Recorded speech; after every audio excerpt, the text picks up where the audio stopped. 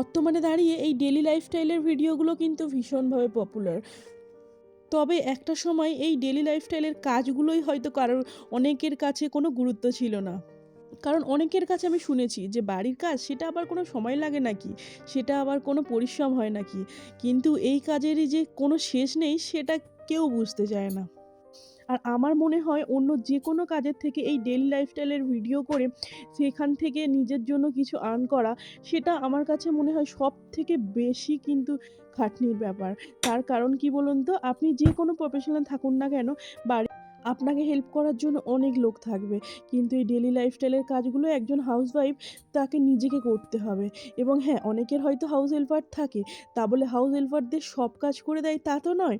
কিছু, কিছু কাজ আছে যেমন যেগুলো নিজে ছাড়া আর কেউ তবে করতে যারা পারবে না। নিজের বাড়ির কাজ নিজে করে এবং নিজের ভিডিও নিজে করে, সত্যিই সমস্তটা পরিশ্রমটা একটা অন্য নিজের মধ্যে লেভেলের হয়। দিয়েই হয়। তো সেই সব মানুষজন আর একটা সময় দাঁড়িয়ে আমিও কিন্তু ওই পরিশ্রমটা করে নিজের চ্যানেলটাকে বেশ অনেকটা দূর পর্যন্ত নিয়ে গেছিলাম।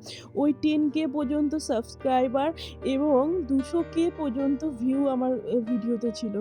কিন্তু মাঝখানে একটা খুবই বাজে দুর্ঘটনা, দুঃখজনক ঘটনার জন্য আমার চ্যানেলটাকে আমি হারিয়ে ফেলেছি। প্লাস আমার জীবনটা অনেকটা পরিবর্তনও হয়েছে বলতে পারেন। তবে যেটা হারিয়ে ফেলেছি সেটা হারিয়ে ফেলেছি। সেটাকে তো আর ফিরে পাওয়া নয়। যদি ফিরে পাওয়ার হতো অবশ্যই চেষ্টা করতাম। তাই আবার নতুন করে সমস্ত কিছু শুরু করলাম। আর এই নতুন শুরু করার পথে সেই পুরনো পরিশ্রমটাকে আবারও কাজে লাগাচ্ছি। যাতে পরিশ্রম না করলে কোনো কিছুই কিন্তু সফল হওয়া যায় না। সেই কারণে পরিশ্রমটা আবারও যাতে আমি ভালোভাবে করতে পারি সেই চেষ্টায় আছি। আর এইদিকে আপনাদের সঙ্গে কথা বলতে, বলতে ছোট মেয়ের জন্য লাঞ্চটাও রেডি করে নিয়েছি। বাটার দিয়ে আলুর সাথে দিয়ে ভাত মেখেছি আর একটু গাজর আর চিকেন সটে করে দিয়েছি। ওটা খেতেই আমার ছোট মেয়ে ভীষণ পছন্দ করে। আর বড় মেয়ে তো গেছে স্কুলে। আর তারপর সমস্ত রান্নাবান্না করে কাজ-টাজ কমপ্লিট করে আমি চলে এলাম ঘরে।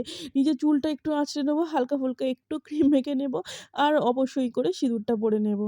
আর আজকে আকাশের দেখতে পাচ্ছেন কত সুন্দর আকাশ। মানে মেঘটা সরে গেলে যেরকম পরিষ্কার হয়ে যায় সেই পরিষ্কার আকাশটাই আপনাদের দেখাচ্ছি। এত যে ভালো লাগে এই আকাশটা দেখতে কি বলবো। যাই হোক, রান্নাবান্না তো সব করে খাওয়া-দাওয়া হয়ে গেছিলো কিন্তু শরীরটা আজকে ভীষণ ক্লান্ত ছিল। সেই কারণে সমস্ত রান্নাবান্নাগুলো আপনাদের সঙ্গে শেয়ার করতে পারিনি খাবার আগে। তবে খাবার পরে সেগুলো শেয়ার করে দেবো। আর তখন বেজেছিল বেলা ৩টে। মেয়ের এবং হাসব্যান্ডের দুজনেরই খাওয়া হয়ে গেছিলো আর আমার তো আগেই হয়ে গেছিলো। ওই যে করেছিলাম ডিমের তরকারি, একটু চাটনি আর একটু ছিল হচ্ছে শুক্তো। এই ছিল সেই দিনের মেনু।